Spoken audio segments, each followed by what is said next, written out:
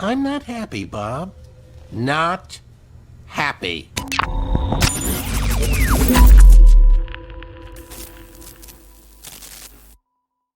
Yeah, I'm not happy. Why am I not happy? Let me tell you why I'm not happy. That's because I don't want to make this video. I've been thinking about making this video for over a year since like Bellgate. If you don't know what Bellgate is, believe me, we'll talk about it. But I've thought about making this video and I just chosen not to because I'm like, I don't know if it'll do any good. It'll probably make things worse. But at the same time, I've noticed that no one else has done this and no one else is willing to do this because of a lot of the sensitivity involved. So you know what?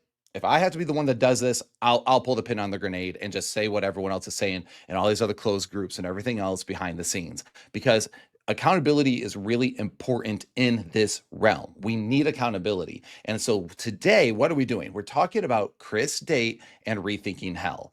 And let me go ahead and tell you my background with Rethinking Hell real fast to kind of give you some context. I found him years ago, and when I was researching more and more theological positions, and of course, I found his stuff on Rethinking Hell, on conditional immortality. I watched a lot of his videos, listened to a lot of podcasts. I read a lot of the stuff online. I bought the book where he was, I think, the editor on, and I did all the things. And I recommended his stuff to people to learn more about conditional immortality.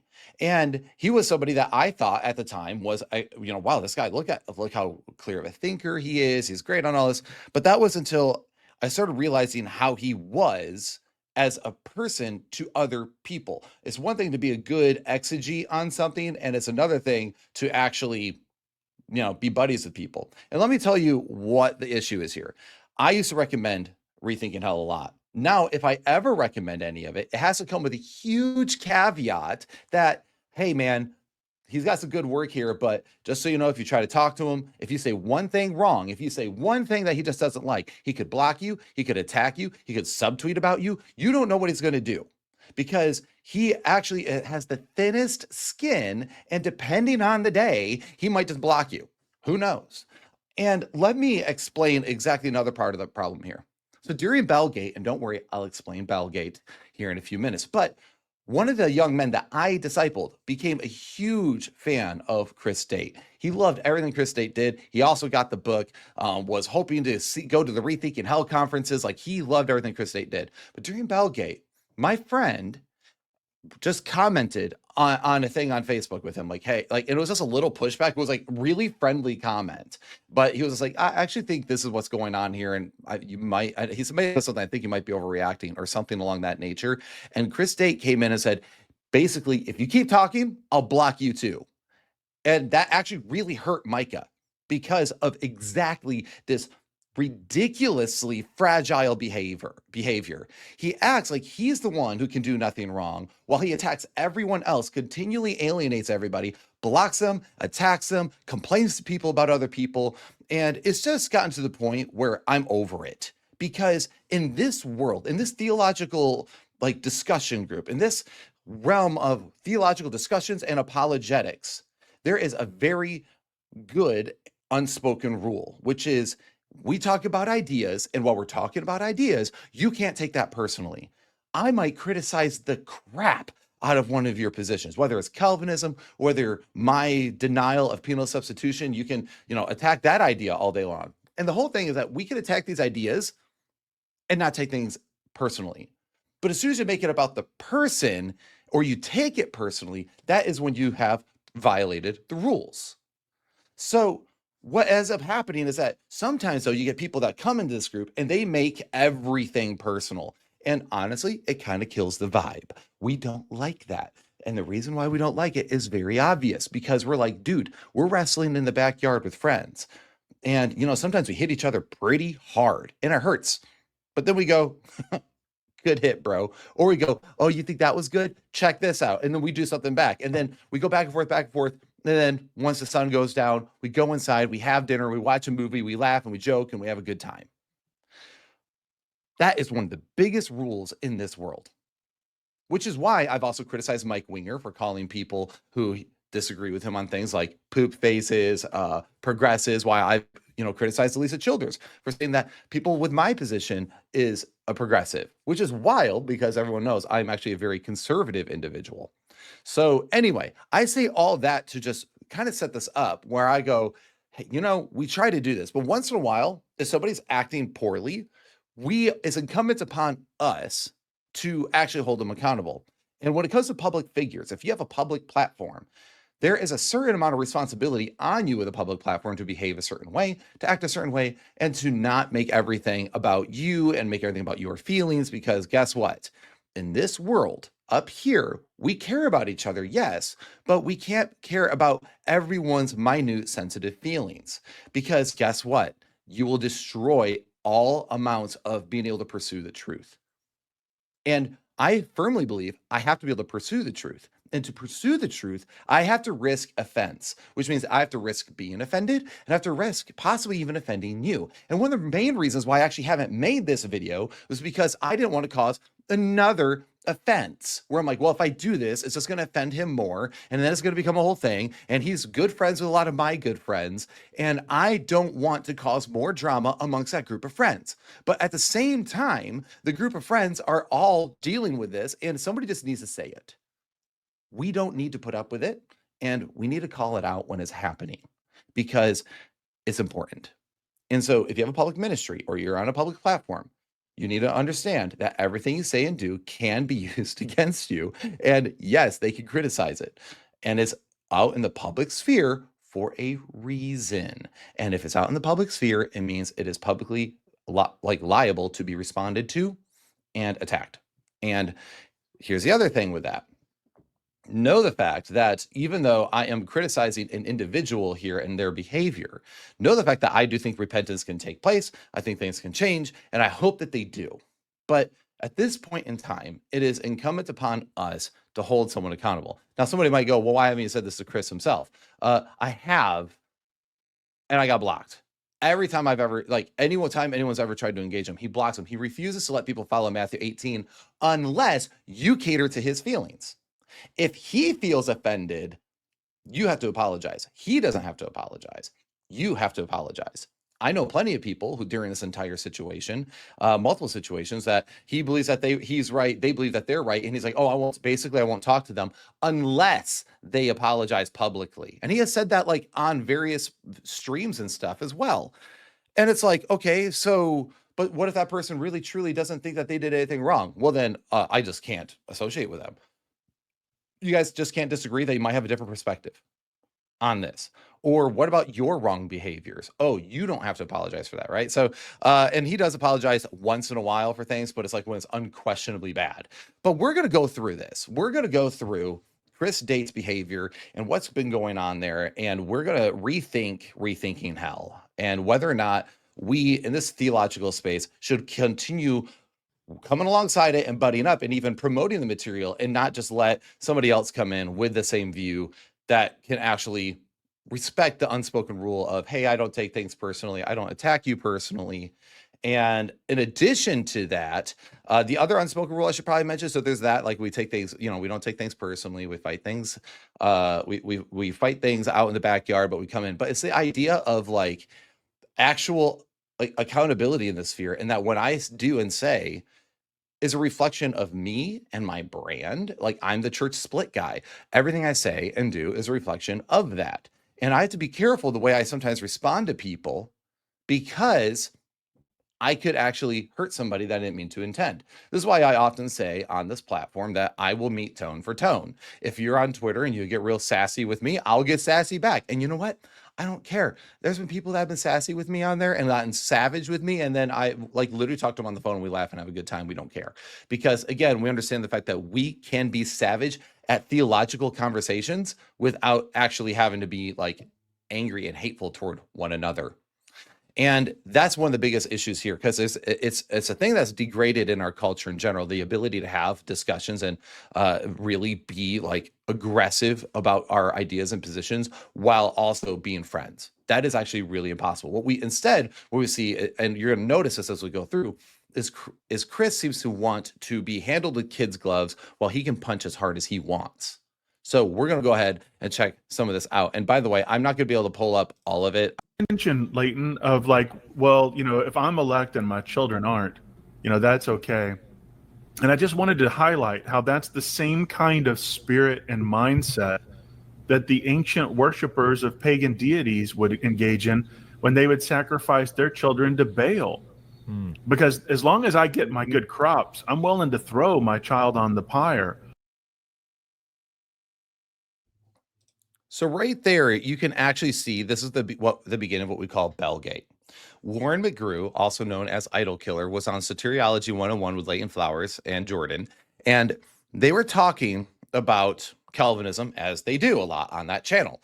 And all Warren does is say, hey, this idea of sacrificing children to Baal for your blessings of your crops is kind of similar to this whole idea of infant damnation, which is that you worship God because he's elected you and chosen you, like in Calvinism, but he might not have elected your baby. And if you believe in infant damnation, where God will condemn your baby because they deserve it, well, then it's kind of the same thing. You're okay with going to heaven and being chosen as God's elect, even if he damns your baby, so long as you get your salvation. So he pulls out a parallel and goes, hey, this is kind of similar to that mindset.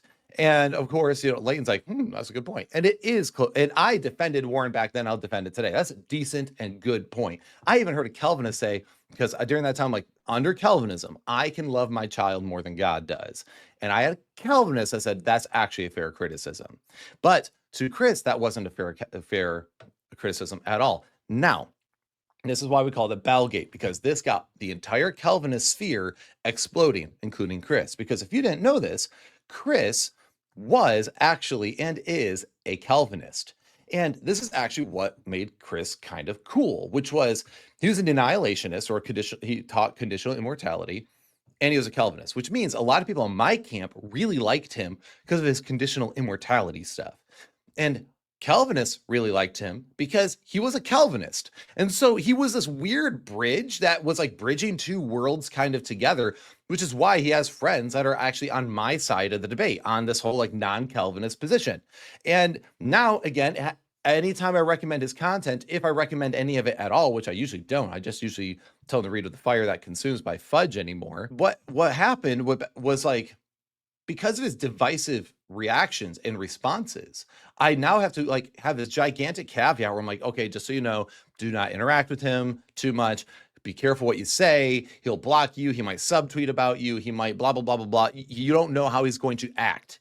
So even though he was originally this guy that could have brought two worlds together, he's now the guy who is actually causing division amongst both of those worlds. So let's go ahead and keep moving here, though, and see what the aftermath was.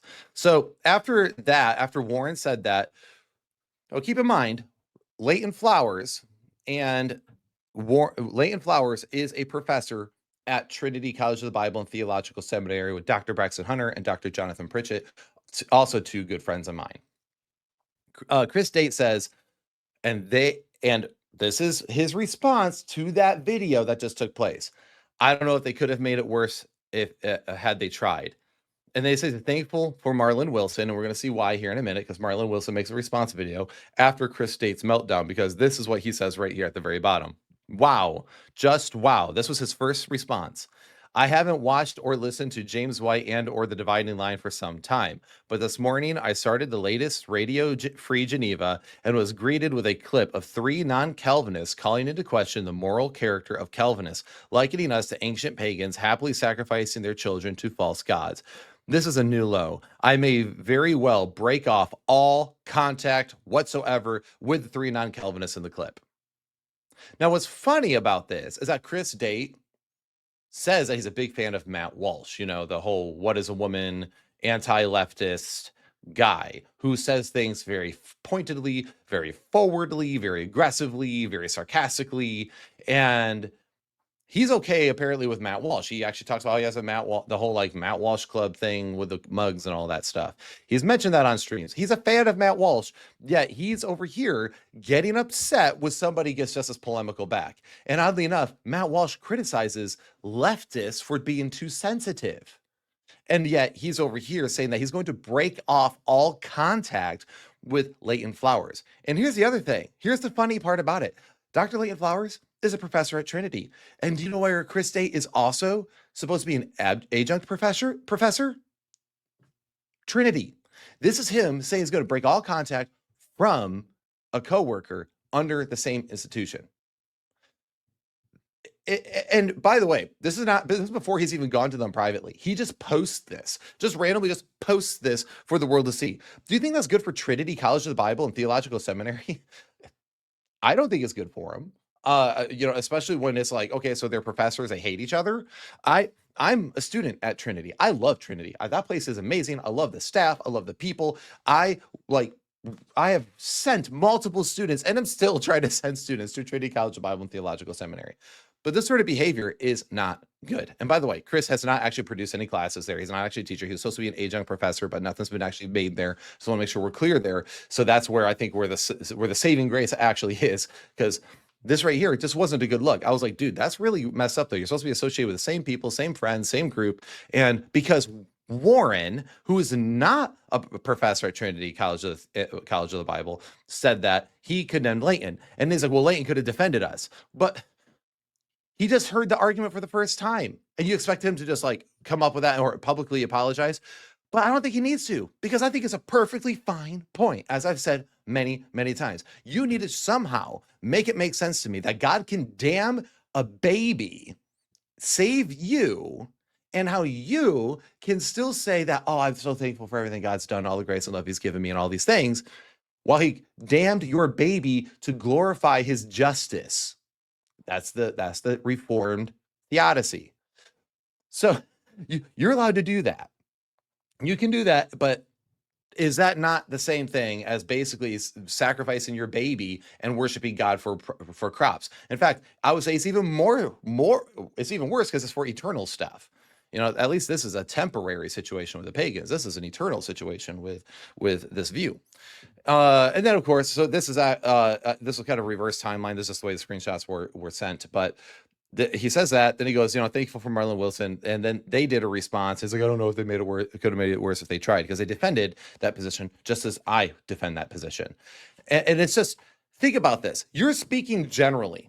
Everyone knows Soteriology 101 is non-Calvinist, is anti-Calvinist. Everyone knows Warren McGrew with Idol Killer is anti-Calvinistic, like theology. Everyone knows the church split's not Calvinist, and knows I'm anti-penal substitution theology. If anyone knows anything about our platforms, they know what we talk about, and they know what we're passionate about. So you shouldn't be surprised when they make like pot shots at Calvinism. And instead you could be like, I don't think that follows because X, Y, and Z. Now, I've heard him give those explanations. I disagree with them, but I can hear him say that, like, this is why I think that doesn't follow. And I'd be like, it does follow, but I could disagree with you and it's fine. I just don't think you see it, because that's the other thing, is like, just because you don't agree and just because I think something follows doesn't mean I'm not missing something, and doesn't mean that they're not missing something.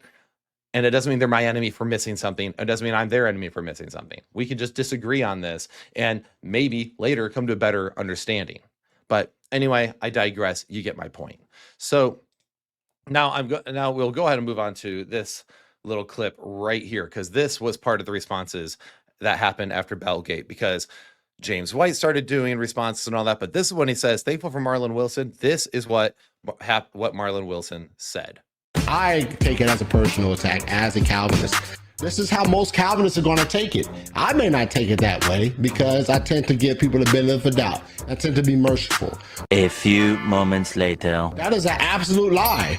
That is an absolute lie. That is an absolute lie, Warren. That's an absolute lie. You're making personal attacks now. What a liar he is. You are such a liar, Warren. You are such a liar. You are such a liar. You are such a liar. Absolutely disrespectful. And I can't believe that Warren would fix his mouth to say something like that. And I can't believe that Leighton Flowers would affirm him in saying that. That's all I have for this video, but if you can't remember, before you leave in this video, make sure you subscribe to The Gospel Truth.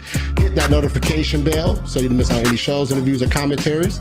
Make sure you do it so you can stay in the loop with what The Gospel Truth has going on. May God bless you, and may God keep you. Yeah, so there's that. So right here we see that, Marlon Wilson is very upset, and he comes in and calls him Warren a liar. It's like, I don't take things personally. I give people the benefit of the doubt. And then, you're a bunch of liars. It's really funny. It is one of those hilarious, like, oh, really, though? Are you sure you don't take that too personally? But this is the thing. It's like, it really did poke the bear. And this is the kind of thing I've been saying about Bellgate, and I'll keep saying it, which is it really actually exposed one of the biggest flaws in Calvinism. is the idea of infant damnation and how that checks out and how they get around that in their theology. And what's happening with infant damnation is that these people, of course, they will continue to try to come up with a theodicy that justifies God damning infants, or some Calvinists, the reasonable Calvinists, would say that God doesn't damn infants, but that's neither here nor there. But so yeah, that continued on. And then so we have right there, I'm thankful for Marlon Wilson right now. So Marlon does this whole stream, and I'm so thankful for this right now. Okay, well, hopefully people are thankful for this video just as much as Chris State was thankful for that, because it's okay to be thankful for people who are pushing back on things you agree with, apparently. So just remember, Chris, if you watch this and you're mad about it, just so you know, if you're able to support Marlon, people are able to support me on saying this part out loud. If I'm able to say the quiet part out loud and Marlon's able to say the quiet part out loud, we're both able to say the quiet part out loud on our respective sides. And you know what? That doesn't make us bad people. Marlon, I think, is wrong, but it is relatively entertaining to say he doesn't take it personally, then turn around and obviously takes it very personally. But anyway, we're going to keep moving. I blew up the internet when I said Calvinism represents God as worse than the devil. I'm sorry, that was John Wesley. I said that Calvinism turns Christianity into a form of devil worship. That was C.S. Lewis. I'm sorry, what I said was that Calvinism is blasphemous heresy, and it takes truth from the church and uses it to attack it. That was the Synod of Jerusalem. I criticized infant damnation, and I compared the mindset behind that to pagan child sacrifice. That was like part of just interfacing with your deity. You have to be okay with it. You have to be cool with it. And boy, some Calvinists didn't think that was actually valid, and that no Calvinist ever believes it. And the Calvinists that did believe it tried to weaponize it and use it against us, and it was little spicy, little controversial. But I stand by my criticism. But as I've noted, I could have been clearer and more pointed.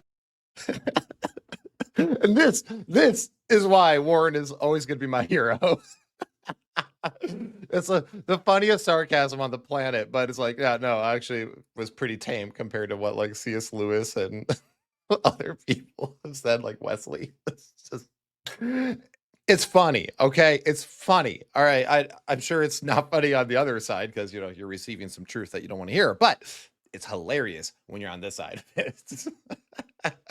All right, so enough of my childish laughter. What do you expect, guys? I'm a youth pastor, and that's going to come up here too.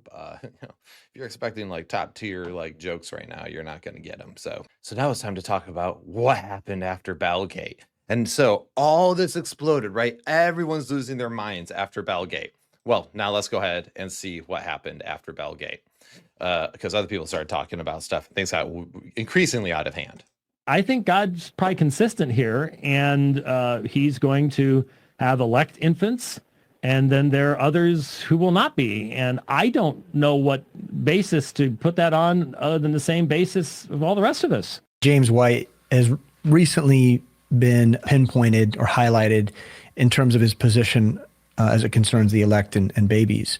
And it creates a genuine concern in people. How do you perceive that God is all loving if he is sending infants to hell by the droves who were never able or capable of making a decision? Oh, well, that's just God's sovereignty. You just tuck it in there and you're supposed to be able to just move on. But that's not something that someone just moves on from. That's kind of a concerning position to take. And he's absolutely right. And the reason why Calvinists actually don't mind or can actually move on past this idea of God damning infants is because even though they could not respond, they had no ability to respond, they were incapable of responding to repentance and the gospel being infants, is because on Calvinist theology, you're already incapable of doing that unless you're elect.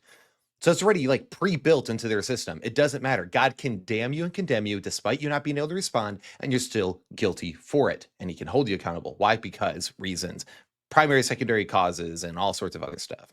Now, that's what happened prior, what James White was saying, because he's apparently okay with infant damnation, as mentioned before. But then he debated Dr. Leighton Flowers again, and Dr. Leighton Flowers and him during the showdown, Leighton Flowers brought up infant damnation. And of course, that's a very losing position on the topic of unconditional election and all that good stuff, on Calvinism. So what do they talk about here? Well, James White starts being a conspiracy theorist because he starts thinking all these different things going on are behind the scenes, which is just ridiculous. This is what, by the way, this is how you know you lost a debate, when you start desperately trying to rebuild the narrative.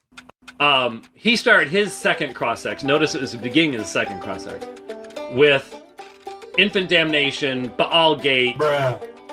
Obviously, all of that was intentionally started. It's a conspiracy. Like a month and a half ago with this debate in mind. So it was intentional, not only by Leighton Flowers, but I think there's a whole group of people associated with Trinity that were involved in coaching him and helping him to write stuff and giving him advice and all the rest of that kind of stuff. Their skin changes colors. That's why we couldn't see him that night. That whole group already knew what they wanted to do, and it was not to honestly do what Leighton said he would do in this debate. Tell me you lost without telling me you lost. So he gets all conspiratorial here. And by the way, like, they're all friends. So who cares if that friends help them, like, prepare for a debate? Who cares? But you know, that makes them the bad guy. Like, that happens all the time. People help people prep for debates all the time.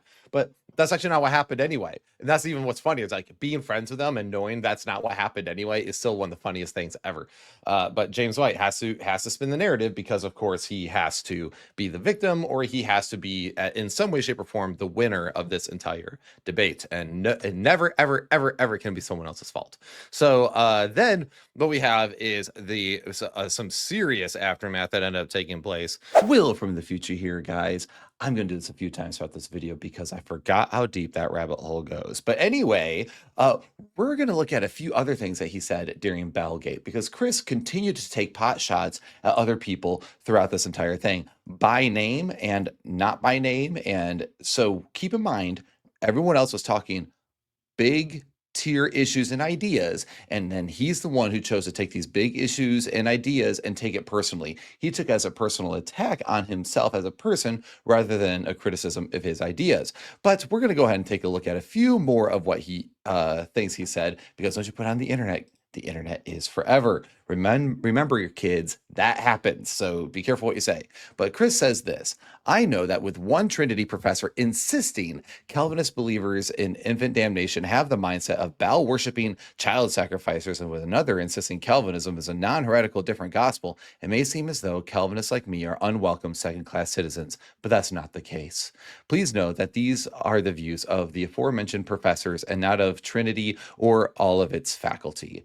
Because Dr. Tim Stratton also did a video during this time asking the question, is Calvinism a different gospel? And he said it's a non-heretical different gospel. I'm over here just going, it's a different gospel at its very roots. I don't think a lot of people notice that. Like, Calvinists are like, well, we all believe in the resurrected Jesus. But even James White, in his recent debate with Dr. Ferris, said that he can't say Jesus died for you because he believes that strongly in limited atonement and unconditional election. So he can't even say Jesus loves you or that Jesus died for you under that paradigm. So yes, it is perfectly fair as a criticism to say, I think this is a different gospel. I think this actually doesn't have the right things in mind. That is very okay and very normal. But he's over here now still getting mad at Leighton Flowers for the Bellgate statement. Now he's mad at Dr. Stratton for his different gospel situation. And the thing is, again, all this stuff are dealing with ideas. And he's choosing, when they're talking in generalities, to make it about him. And that's always a very dangerous thing whenever you do that. Like, when people talk about general things, never, ever take the general and make it completely about you. If you're the exception to the rule or you don't think it follows, take a minute to think before you start subtweeting. But then he goes on in another post and he says, someone with leadership, time, and energy, if not also funds, needs to start a ministry focused on bringing Calvinists and non-Calvinists together. I want to do it and said as much recently, but I just don't have the time and energy to spearhead it. I've gotten too old. with some Calvinists having fomented division with non-Calvinists for years, and now with the certain non-Calvinists doing likewise in return, the church needs a ministry focused on healing and unity among the two factions. Calvinists and non-Calvinists together, debunking claims like non-Calvinists are man-centered worshipers of the idol of autonomy, and Calvinism is a non-heretical different gospel. If there's even a chance you could be one that to start such a ministry, please pray about it. I and some others I know would love to contribute and support. So he right here is now going on to say that, hey, you know what? We need this like unity amongst these people and how to do that. But the reality is ideas is where people tend to divide. And the division or the unity we're supposed to have is unity in Christ. But what we're talking about under Calvinism, non-Calvinism, is whether Christ even died for you. Are you even able to be saved, or were you elect from the foundation of the world? Are you able to even respond, or are you damned from the foundations of the earth? Are you elect or non-elect? This is why there's such a divide there, because one, people look at it as defending God's sovereignty and God's control over all things, and the other people look at it as defending the idea that God does love everybody and all those things. So yeah, there is some serious differences amongst these people, and it's going to be really hard to bring some unity there, especially in this area where ideas are exchanged. But it doesn't mean, but this is why the rule I talked about applies. The unspoken rule of this world is that we can talk about ideas without making it personal, and that is one of the keys to being able to have unity and diversity, is being able to be as vicious as you need to be about ideas, but then as loving and kind as with people as persons. Because ideas are not people. People carry ideas, but ideas are not people. But anyway, this seems to be lost on Chris. And what's even more amazing is how he wants unity. Meanwhile, he blocks anyone who disagrees with him. He descends upon them by name or not by name, depending on his mood. And we're going to see more of that later on as this video goes. He has the temperament of, honestly, a small child half the time. And the way he acts and treats people whom he disagrees with reveals a lot. And he's supposed to be the one who's bringing unity. Yet he says that, man, I wish I could do this. Well, your temperament is showing that you can't. And I wish that you could. And I wish that you would. Because it's not whether it can and cannot. It is whether or not you will or will not. You can choose to be better than this. But again, this is just blatant hypocrisy. It's like, I want to be as divisive and vitriolic as possible, but I also want to have unity. Well, you don't get to do that. You don't get to do both. But I know this is actually pretty normal for Calvinists because they're pretty used to saying two contradictory things and saying they both can be true at once. Oh, got him. All right, moving on. All right, then Chris Day says, I have reconciled with one party with whom I experienced fallout after Battlegate, the one I most loved and missed. I think and praise God. Lord willing, I'll hear from some of the remaining parties. Now, here, if you just saw this in isolation and, you know, that Battlegate was about him and was attacking his views directly, I would just go, this is actually wonderful, great, and all that stuff. But it wasn't about him directly. It was about Calvinism as a whole. It was a criticism of the general view, and Chris made it all about him. Ironically, no one would have even heard about Battlegate if it wasn't for Chris and James White. Chris and James White were the ones who had such a fit about it that it actually became Battlegate. Like, we gave it a name. Thank you, Drew, from Provisionist Perspective, for giving it the name. And now everyone's ran with it, which is great. By the way, way to be a trendsetter.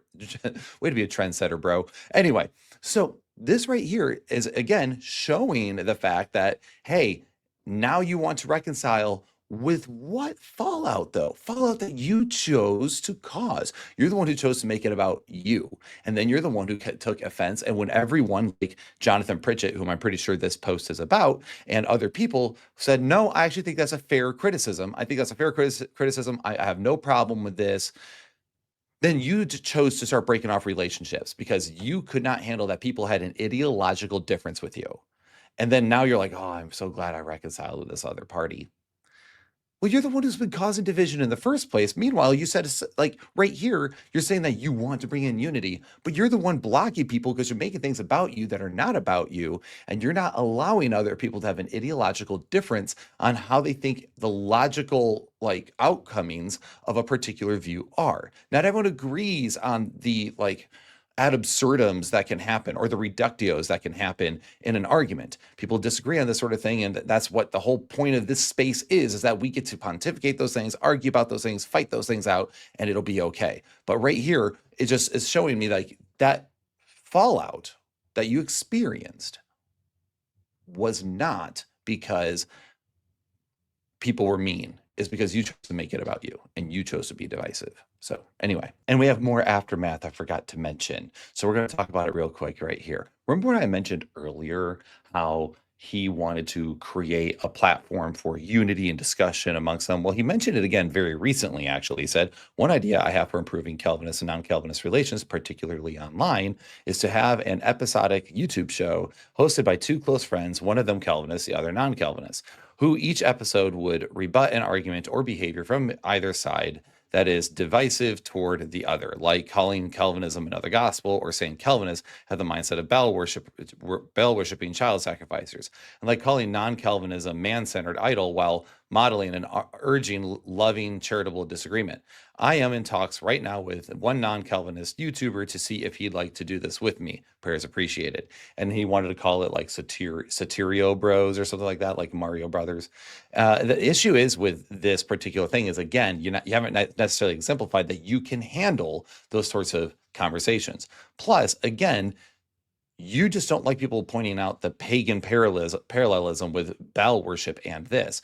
You also don't seem to like the fact that people might look at this as another gospel. But if you do put them side by side, whether you agree with it or not, you at least have to concede the fact that, yes, I can see why people would think this. Because if you think the gospel is offered to everybody, and that everyone can make a choice, and that God has given everyone that choice, and that Christ died for them, and he's asking them all to enter a relationship with him, and then this other side says, no, that's actually not the case. God has only elected some for life and others for destruction, and they cannot do otherwise. He's the author of the book, so to speak. He's already determined the end from the beginning and every little minute detail. Then you can see how they'd be like, well, that's a different gospel, because I believe the gospel is to every single person. And he's like, and the Calvinists would be like, well, it is to every person, but it's for some unto life, and some to bring them under like condemnation because they rejected the gospel, and God chose that they reject the gospel, blah, blah, blah, blah, primary, secondary causes, author analogy, and all the other fallacies right in here, okay?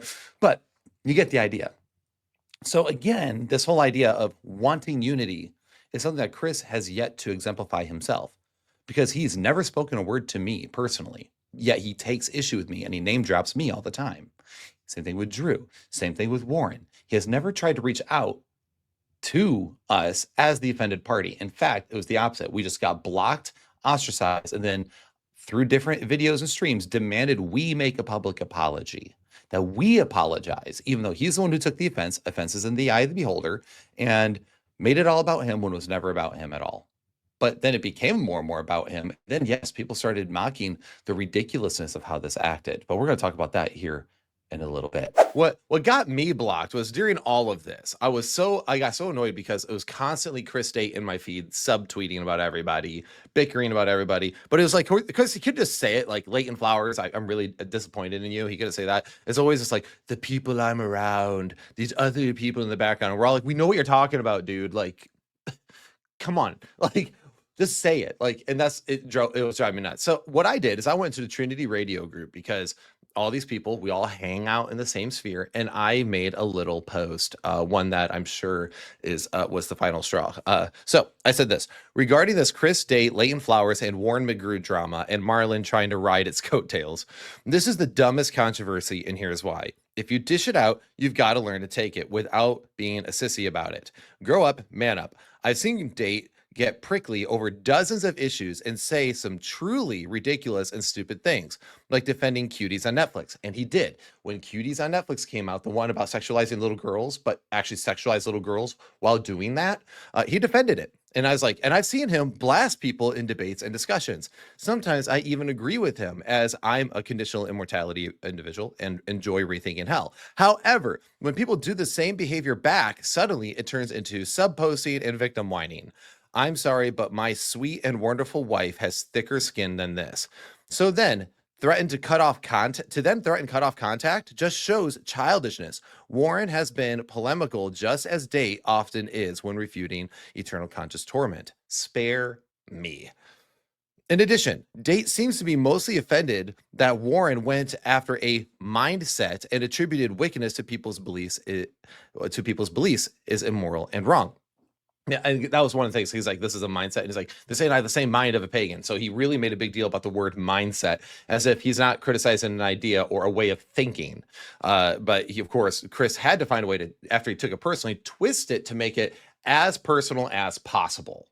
That it's a personal attack on him and every single Calvinist on the planet. It's you got to take it personally, man. If you're not taking it personally, you're not paying attention, don't you know? Anyway, so then I was like, I said, really, just because someone isn't intending for their beliefs to be immoral doesn't mean it's not wicked. Date is quick to call ECT immoral, while if someone believes in ECT, then it follows that Date believes their position to be immoral. Immoral equals wicked. Therefore, their beliefs are wicked and come from a wicked mindset. I'm not shy in saying I think Calvinism is both stupid and wicked at its roots. It's why I speak against it, as I find it a defamation of God's character. But people think otherwise and attack me for my quote my false god of free will. Who cares? This is the realm of theology and debate. Put your big boy pants on and deal with it instead of having tantrums. The third party offenses and snowflake behavior sometimes in this realm makes me wonder if any modern Christians could even deal with the early church persecution as a mere polemical statement sends Christian leaders into a tailspin of self-pity. Also, stop with the vagary. We all know who you're talking about. Citing the most recent dividing line makes it easy to find out. Not like you could do otherwise than you were determined to do by the author. Freaking weak. Hashtag end rant. Enjoy the meme. And I had a little meme underneath it. And it's because of that. I'm actually, and it's all true. Like, I am tired of, you can sit there and, like, I can't say it on here because I'm on camera, but even when the cuties situation came up and Chris Date was defending cuties. In fact, I did a video about cuties like years ago when it came out. And I mentioned a theologian that I knew who was defending it. And that was him. He's like, no, the movie is like about anti-sexualization of our young girls. I'm like, yeah, but it does it by actually showing the sexualization of young girls. So it's like, it's basically like being like, porn is bad. Now watch some. Look how bad this is. Keep watching. It's the same thing where you're like, oh, no, that's actually messed up. That's actually sinful. That's gross. In fact, if you want more on that information, I just dropped a conversation with Ryder the Omniscient. We talked about Christian media, and we talked about the issue with like nudity and all that sort of thing in that video. So go check it out. It's something like why Christian movies suck or something like that. It's on the channel. Go check it out. Anyway, but not that Cuties is a Christian film, but you get the idea. And it's like he defended it. And then when I described the exact acts just from the trailer, watch the trailer, it's like, this is what's in the trailer. Are you okay with 12-year-old girls doing this on camera? And I won't say it on here because I got as graphic as I could with it. And then I was told that I'm being too graphic and I need to stop or I'll be blocked.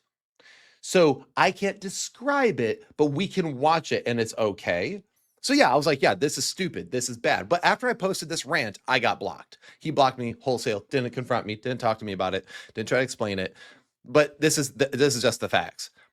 I am sick and tired of people who join this little world where we're actually all pretty happy, like with our little back and forth and discussion. And then somebody comes in and makes everything about them, makes everything about their feelings. And it just makes it very, very insufferable and very, very difficult to tolerate and deal with.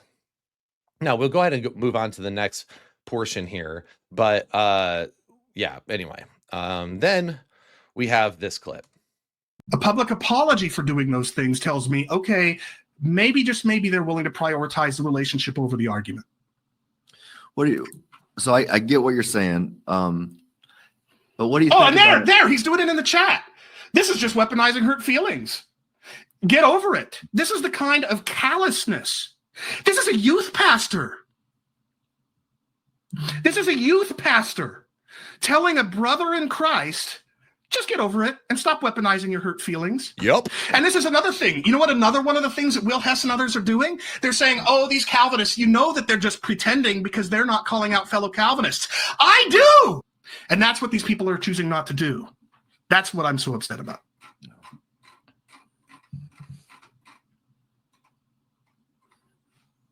Don't everybody talk at once. So now we see a full-on man tantrum by Chris.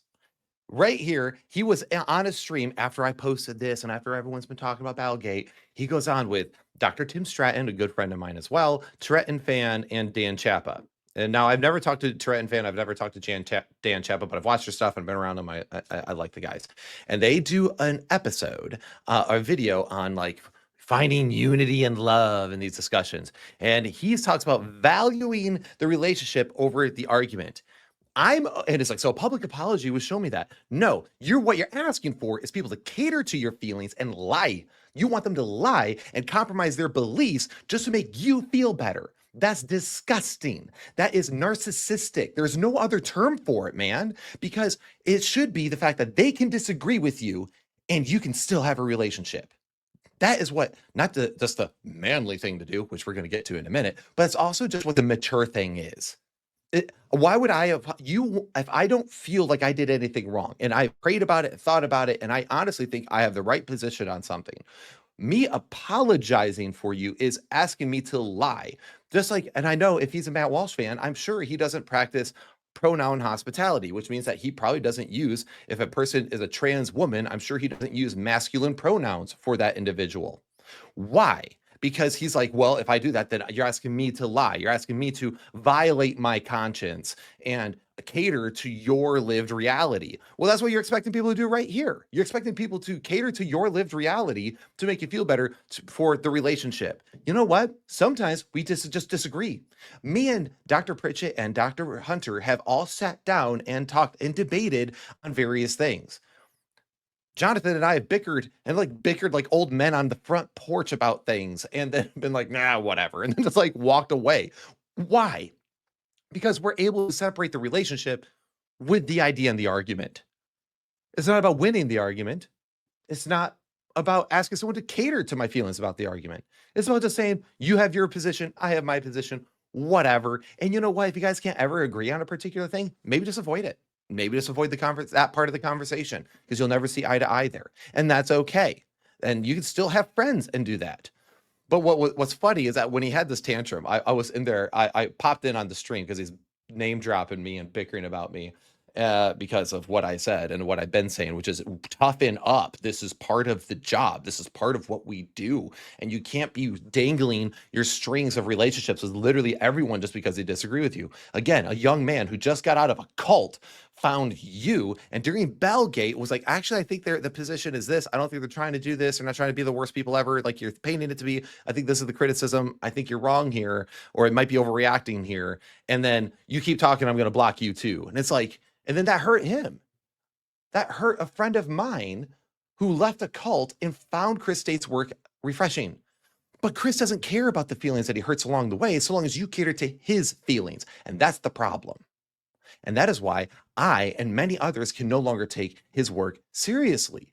His work might be good, but the person behind it is constantly contradicting themselves and hurting other people and giving zero craps about the devastation in his own wake because of his own poor behavior.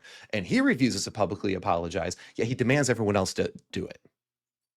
And it's oddly enough, it's weird where I'm like, you know, you're surrounded by a bunch of people who look at this and go, this is wrong, man. This is wrong. And you're acting poorly. But yet, if you're the one, but you keep doubling down, maybe at some point you need to go, maybe I am the problem. I've had to do that. I've definitely had to do that where, you know, I was fighting everybody and I was angry and, you know, always just like, no, they're wrong. They're wrong. And then once I realized that, man, everyone and their brother seems to be against me on this. That should give you pause, man. That should give you pause. And you can tell that Tim Stratton here and all the other guys after Chris's meltdown didn't really know what to say. They were kind of at a loss for words, not because he made a crazy mic drop, but because they just saw him screaming at the camera and flipping out because I was in the chat going, this is sissy behavior. Because it is. It's weak, sissy behavior. It's like, this is a youth pastor. Yeah. And you know what I tell my kids? What I tell my students? Toughen up. The world is a very brutal and harsh place. If you're easily offended, you're going to get eaten alive. That's just the fact.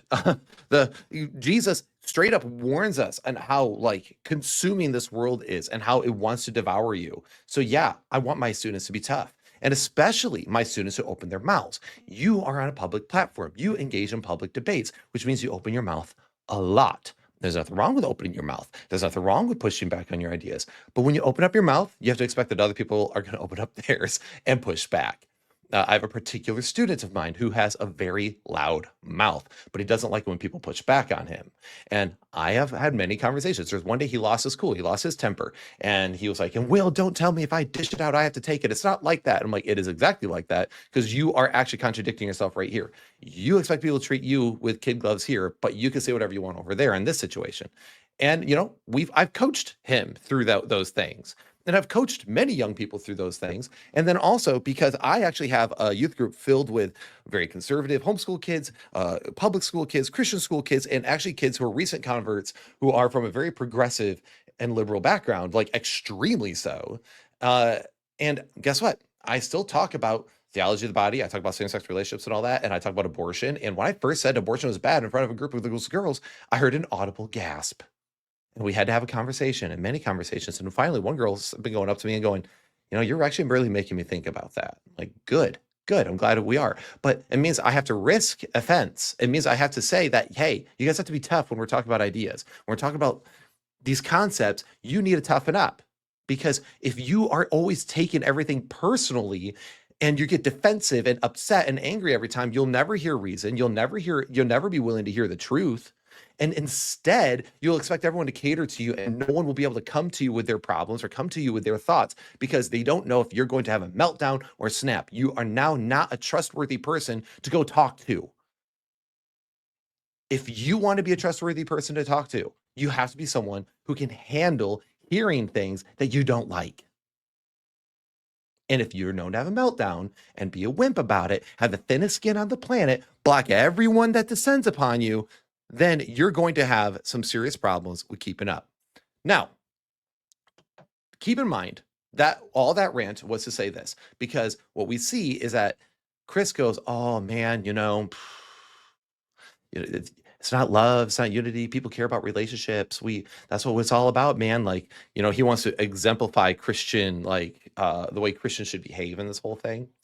And which is whatever. If you want to be the sensitive Sally, that's fine. But the problem is that he isn't the sensitive Sally in his own right. For example, in this very same discussion, let me actually remove this for a second and present another screen here. I forgot to add this to my presentation right here. I had to do a word search for it to find it, because fun fact, when I was saying that, "Hey man, you need to toughen up, this is not okay," he then said that what I'm saying is Andrew Tate stuff. So remember, you can't say that the way you worship, this whole thing with infant damnation and worshiping the Calvinist God and being okay with that, as long as he gives you eternal life, to damn your baby, that's similar to paganism. You can't say that, but he can say that I am Andrew Tate stuff. Even though, and this is what's funny, is that people were calling him out in the chat for it too, because we're going to see the hypocrisy. But listen to this real fast. Setting my sensitivity aside, examples like those, I think, do go too far, period, and are like Andrew Tate. And I know that the people in the chat are saying that I'm just doing the same thing by likening him to Andrew Tate. No, I said this is Andrew Tate stuff. I said their behavior is like the behavior of Andrew Tate. I'm not saying they have the same mindset or the same character. And maybe I'm being inconsistent there and hypocritical, fine. But anyway. Maybe I'm being hypocritical there. Yeah, because you are not fine. It's not fine. You don't get to sit there and threaten relationships, block everyone around you, have a hissy fit on live camera, and then sit there and be like, "Okay, I'm just hypocritical, but then fine, but my point still stands." No, it doesn't, because it shows that you can't live in your own worldview. The thing that you've been pushing for weeks and cutting people out and bickering to everybody, you can't live up to yourself. So why are you even bickering about it? He says that I hold to, this is Andrew Tate stuff, as if that's somehow different than Andrew Tate mentality. What sort of stuff am I speaking? Out of the heart does the mouth speak, right? So what you are saying, and everyone knows it, is that this is an Andrew Tate mindset of just being tough and being manly and all that. Yeah, but guess what? You should be tough, okay? You should toughen up. And by the way, again, I know women in this sphere who are tougher than that. And I'm like, my wife during all this, if you know my wife, she's a sweet person who is a non-confrontational. Her and I are very opposite in that way. I'm confrontational. She's not confrontational. And when all that was going on, she was like, oh my gosh, how can, and that's a man in this sphere? She's like, that's wild. Because it's like, what even is this? It's not only hypocritical, but it's ridiculous. I am a huge critic of Andrew Tate. In fact, one of the videos I plan to work on here in the near future is how Andrew Tate is the weakest man alive. And because he's pathetic and he's disgusting. But just because he's pathetic and disgusting doesn't mean that everything ever associated with anything he says is somehow wrong. We should be tough, especially men. You're supposed to be protectors. Men are designed to be protectors and guides. That's why we are built the way we are. So that means, yeah, you have to toughen up. But it's not even about masculinity. It's really about just your chosen vocation. If you choose to debate people and you choose to engage in the debate sphere, then you have to know that you're going to get pushback. You're going to get people who criticize your beliefs, and you have to be okay with that. I get response videos to me pretty regularly. I'll watch them sometimes. And other times I'm like, whatever. And some people are still people who hang out on my channel, and they haven't liked what I've said about a few things. And I'm okay with that. I'm like, good, push back, and that's fine. I don't care. So anyway, we'll keep trucking. All right. Oh, and another thing I forgot to mention in this stream, just in case you didn't think that tantrum you just witnessed was bad enough, he actually goes on even further and speaks about things he has no idea about because, again, he has refused to even ever reach out or talk to the people whom he has taken offense from, even though we weren't even involved in the Bellgate thing. We just talked about it on our respective channels and podcasts saying, hey, this is kind of a current issue going on right now, and this is where I think Bellgate is right, it's not right, blah, blah, blah, that sort of thing. But he has chosen to, again, make it about him. Notice this in the following clip. And I wanted to accept the invitation because I love defending what the Bible says about hell. Sorry, those of you who believe in eternal torment. But I turned it down, especially after I talked with the rest of the folks at Rethinking Hell. And the reason I turned it down is because I could not trust that Sonny would engage in a friendly and respectful conversation. Given the conversation I had just gotten done watching him and another guy have with Leighton and who was the other guy in that conversation? Was it Pritchett? Was it Jonathan Pritchett? I think so. So the exact same thing is true here, except I don't want to defend this view, but I will. I just require the apology because then I know I at least have a reason to think I might be able to trust that they will treat me with some modicum of kindness and respect. Anyway. Now, one thing I want to make sure I mentioned, notice the pot shot he took there when he's like defending what the Bible says about hell. He's a conditional immortality person, right? He pushes for annihilationism and he's like, sorry, those who believe in eternal torment. So what is he saying? That the Bible says that hell is not eternal conscious torment, but is in fact annihilationism. He's saying he's right and that's the biblical view. Sorry for you guys who are wrong, essentially. And it's okay for him to take these sorts of pot shots, but it's not okay when other people do it. That's the double standard. I don't care. He can make these pot shots all day long. I hear Calvinists regularly say this. I'm just saying what the Bible says. And it's not necessarily what the Bible says. I disagree with them, but I can sit there and listen to them and just deal with it because again, they truly believe these things. So again, okay for Chris Tate to make pot shots, not okay for you to make pot shots. Now this gets real good here in a minute. Anyway. Yeah. I just like the fact that you say that you hope you're wrong on that topic. Which one? That you hope I'm wrong that they won't apologize? No. Oh. on your view of infant damnation, yeah. Well, I do too.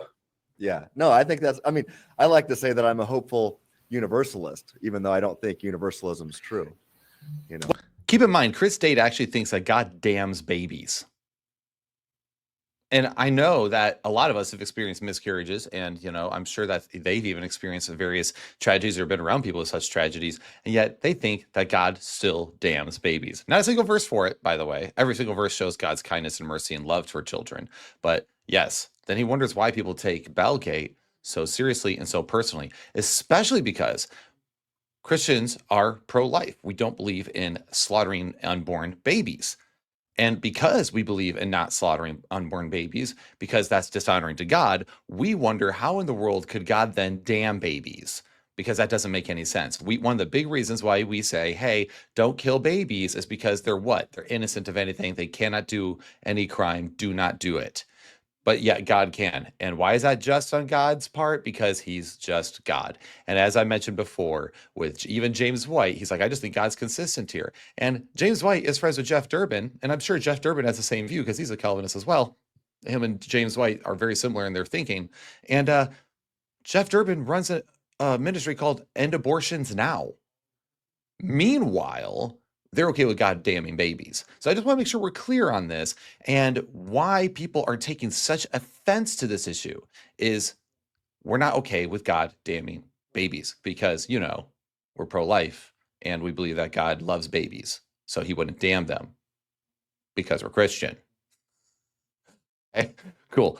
Oh, now I'm already going to hear it. Oh, he's saying I'm not a Christian. Not what I'm saying. I'm saying to be consistent with Christian values, you need to actually have a fully pro-life position in the temporal world and in the eternal one. Hopeful universalist, but that's because I think that the biblical testimony about the nature of hell is far clearer in support of my view than I am what little biblical support there is for my view of infant damnation.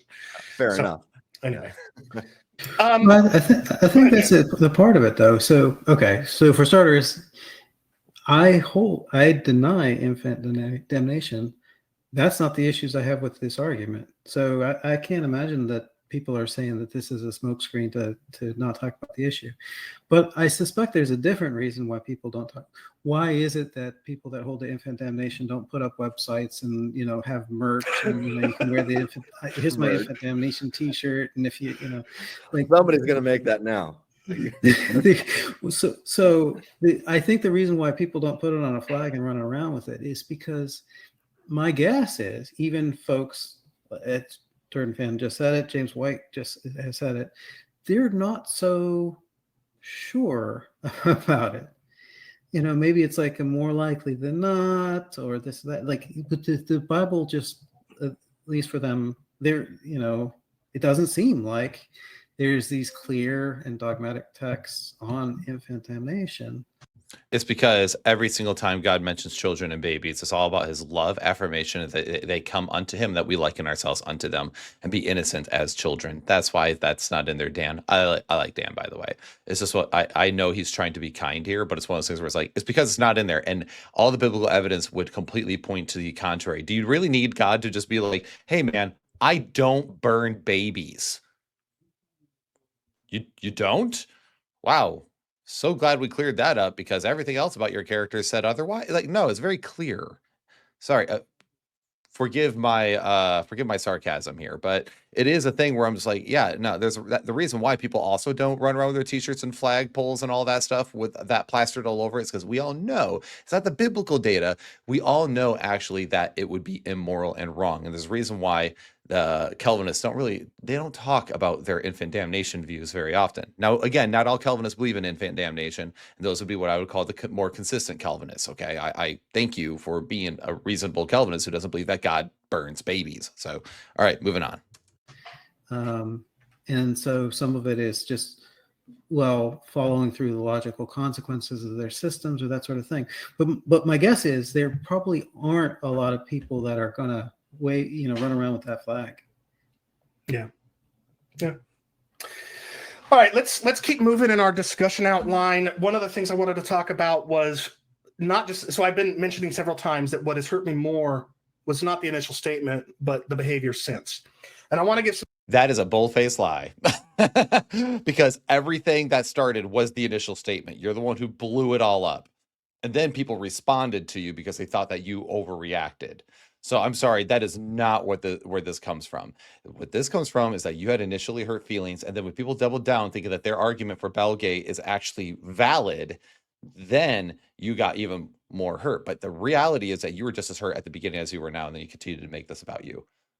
So I'm not buying it. I'm not buying it at all. Some examples of what concern me. The names I've all mentioned, Will Hess, Drew McLeod, Leighton Flowers, and others I haven't yet named, like Tyler Fowler of the Faith Unaltered. Each of these people and others have publicly mocked and made fun of people as a group who complained about it. Tyler Fowler posted on, I think it was Facebook, mocking people that are like, you've got to publicly apologize. And yeah, he may think it's wrong for somebody like me to require public apology, but that doesn't excuse mocking people calling for it. But I wonder how he'd feel about all the times that Paul mocked people and used sarcasm and stuff like that. You guys are defending God-damning babies, after all. And we all started saying that, no, this is ridiculous. And we started pointing out that biblical data says pretty much all things opposite of infant damnation, and that you really have to have Calvinist presuppositions to even get to infant damnation in the first place. But again, that seems to be lost on Chris Date here, because again, he's made it all about him, and we all have to apologize for our behavior. He doesn't have to apologize for outright blasting Trinity professors online before they even knew he was offended at all. He doesn't have to apologize for any of that behavior. He doesn't have to apologize for all the people he divided on and blocked because they just mildly disagreed with him on Bellgate. Because if this has if infant damnation is as mild of a disagreement as he's making it out to be, then he shouldn't be blocking people for disagreeing with him on Bellgate, because it's a mild disagreement, is it not? Or is it a really big disagreement, and it's a big enough disagreement to separate brothers? It's one or the other, man. If it's enough to separate brothers, then you require no apology, because then we just separate the wheat from the chaff. If it is, and it's not that big of a deal, then you should not worry about other people who have a different view than you on infant damnation and think that it's repugnant that anyone would believe in infant damnation. And it's not that big of a deal because it's just another brotherly disagreement. So which one is it? You got to pick a lane, man, because right now it seems like you're trying to have both, and I'm not okay with it. And I don't think a lot of other people are okay with it, which is, I think, why there's a reputation that's come up with Chris Date that he's not okay with it, and that we're just kind of like, okay, well, I guess we're just not really associating with him much anymore. One, because he won't associate with us. Two, because we don't know the next thing that'll make him flip his lid. Here are a couple of specifics. So Will Hess of the Church Split started selling mugs and tumblers that are labeled Calvinist Tears. And the description of the product says, celebrate Baalgate by taking Calvinist tears with you wherever you go. Enjoy a hot cup of coffee as you peacefully sip on the depraved tears of our Reformed brethren. That's hilarious, by the way. I'll have you know, I meant to bring my Calvinist Tears mug today just so I could show it off for you. But we're going to talk about this hypocrisy here in a minute and how he has no idea what he's talking about, because this is going to get really embarrassing for Chris really fast. So just ask yourself, do I have any reason to trust that I can have a meaningful conversation with somebody who does that? Or take what Drew McLeod of the Provisionist Perspective did when he produced and promoted a song that makes fun of Calvinists, with lyrics like, soon may the Calvinists cry, Calvies who say that God desires babes to damn had fried their wires. They choose instead to be irate, and true to form, they clutched their pearls and are like little girls. Is that the kind of person I can trust to have a conversation without apologizing for such division fomenting? No, I can't trust to have a conversation like that. Multiple people, as I already said, were observed in the Trinity Radio primetime discussion group mocking and making fun of me, so much that a friend had to leave the group because he was so hurt for me. And then one person I'm going to not name, who I thought was a friend and cared about me, after he knew I was watching his comments in the wake of this, repeatedly said publicly that Calvinists who are complaining about this, which includes me, are crybabies whining about our boo-boos. And he texted me saying I should seek psychiatric help. I agree. And by the way, I'm pretty sure we all know who that individual is if you're involved in this conversation at all. But yeah, no, based on all of this, yeah, you probably should seek some help, because I do not know fully grown adults who act this way. And by the way, let's talk about why this is embarrassing. First off, you say, is that somebody I can really trust to have a conversation like this with? You're the one who started Bellgate. You're the one, between you and James White, but especially you, because of your meltdown, because of your actions, because you blocking everyone, attacking everyone, posting all your beef with everyone publicly. You're the one who caused this. This would have just like blown over, and no one, I actually would have never even known that Warren made that comment, because I don't watch the 4-hour episodes of Soteriology 101. I ain't got time for that. So no, I wouldn't have known about it. Most of us wouldn't have known about it. You're the one who made it about you. You're the one who blew it up the way you did. So now here we are. This is just the way it is. You caused this. But because of your fragile ego and the way you reacted to this, do you think it invites other people to have a conversation with you? You want to make it that we're the problem, that you can't come and talk to us, but you're the one who started showing the fact that you cannot handle the heat. You cannot handle this space. In fact, so much so that when a friend of mine and someone who looked up to you, Chris, looked up to you a lot, commented that he disagreed with you a little bit during this Bellgate thing and tried to advocate for me, a mentor of his, and you, someone he looked up to, and just tried to say, like, I think you're overreacting, essentially, you threatened to block him right away. Oh, but can you come and talk to, you can't feel like you can come talk to us. You're the one that people can't come talk to. I said, come here, let's have a conversation, talk about it. We can do that because we can be grown adults about stuff that we disagree with.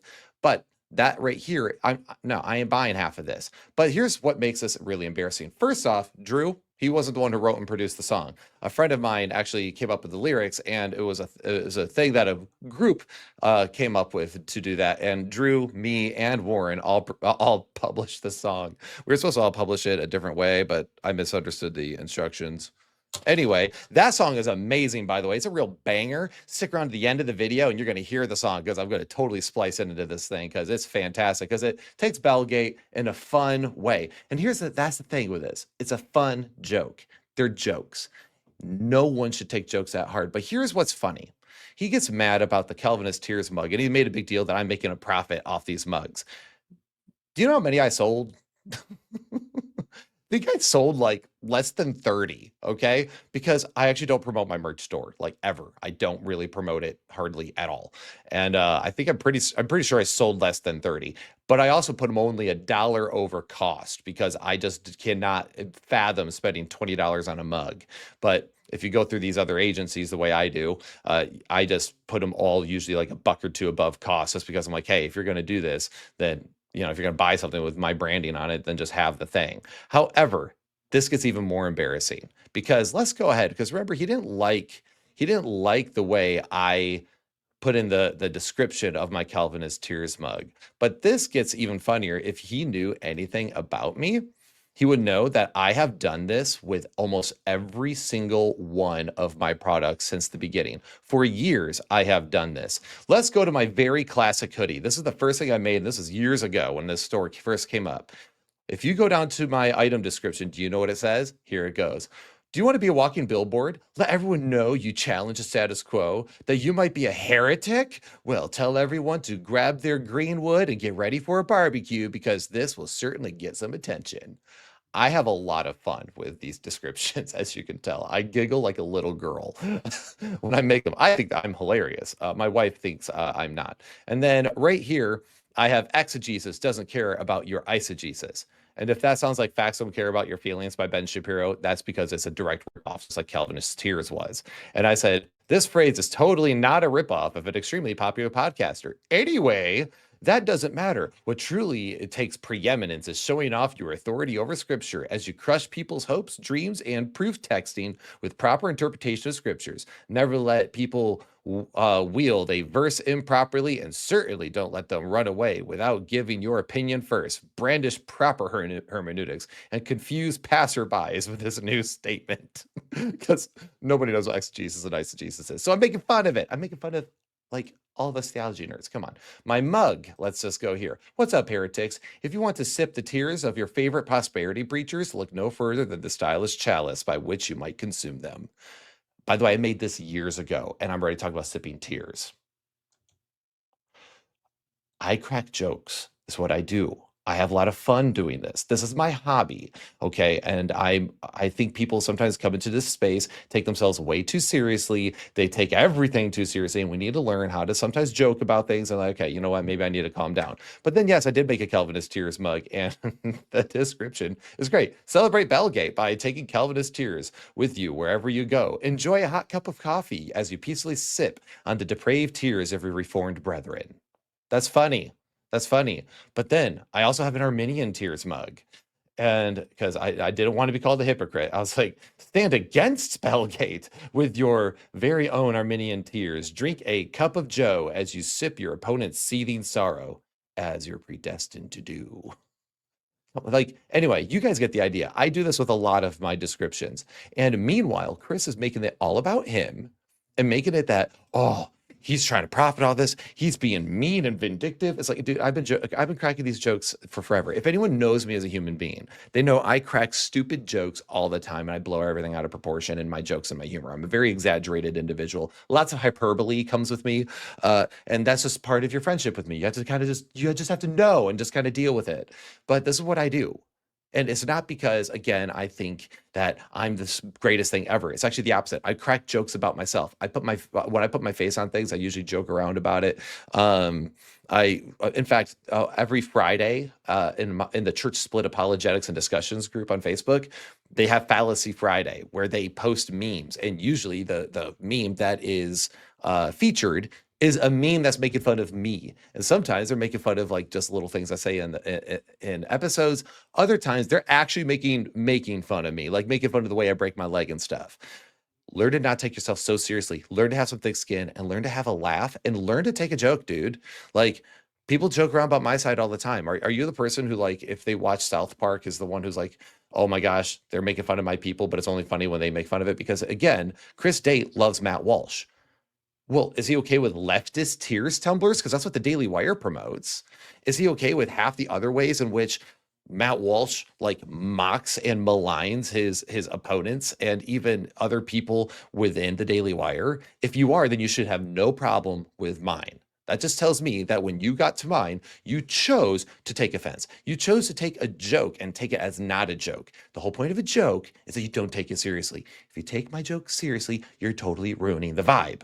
And the Church Split and the Church Split crew and the Church Splitters were all very happy with you not killing our vibe, because most of the people who watch this show regularly, and if you're watching this now, I know you're definitely a regular watcher because of how long this video is, but they know that we can joke and we like to joke. Even though we take our theology seriously, we take philosophy seriously, we take exegesis and hermeneutics seriously, we take it seriously, but we also know that we shouldn't take ourselves seriously. So we can just move on. Okay? Now that we cleared that up, let's go to the rest of the video. But then, for those who do not know, there's a young man named Israel Trullo, and he debated Drew McLeod with provisionist perspective. And then there's CJ Cox as well. And you might wonder why this is important. Well, it's because Chris Tate, now I'm going to get mixed up, has actually like endorsed them and this guy's work. Now, I don't have the clips of Israel Trujillo, but most people know this. Go find that debate between Drew McLeod with provisionist perspective and Israel, and you'll find that Israel has continually been one of the most vile interlocutors in this sphere for a couple years now. He is not known very highly in our world, and that is because of his behavior. I know a lot of Calvinists even who are like, dude, this guy's ridiculous. The way he acted is outrageous. And of course, Israel does exactly what Chris does, which makes everyone else the problem and never takes a moment for introspection. But Israel also shared a post by this guy named CJ Cox. Now, again, I'm going to talk about why this is important. I'm just going to have it pulled up here so that way you guys know I'm not making stuff up.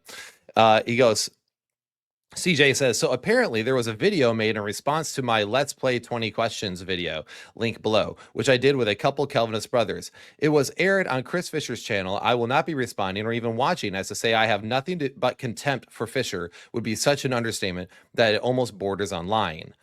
However, a thought struck me that I must say left me genuinely tickled. See, doing the video with Fisher where Warren McGrew and Drew McLeod, Idol Killer, and one half the provisionist perspective for those who are not aware of who they are, and both of these individuals just love the idea of moralizing against Calvinists, including yours truly from time to time.